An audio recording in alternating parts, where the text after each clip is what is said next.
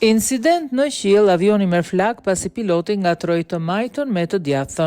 Një incident i pazakont ka ndodhur në aeroportin Gatwick të Britanisë, ku një avion i kompanisë British Airlines u detyrua të anullonte nisjen pasi piloti i dytë ngatroi dorën e majtë me të djathtën, çka çoi në një situatë emergjente në pistë. Hetuesit nga Agjencia e Timeve të Aksidenteve Ajrore raportuan se gabimi i pilotit bëri që levat e avionit Boeing 777 të manovroheshin në drejtim të gabuar, duke reduktuar shtypjen pikërisht në momentin kur kapiteni i kishte dhënë komandën për ngritje, edhe pse për një moment avionit ju rikthye shpejtësia, procesi i ngritjes u ndërprer plotësisht dhe avioni u ndal para fundit të pistës. Nga incidenti nuk pati të lënduar, por frenat e mjetit u përfshin nga zjarri dhe u desh ndërhyrje e zjarfikësve të aeroportit për të vënë situatën nën kontroll.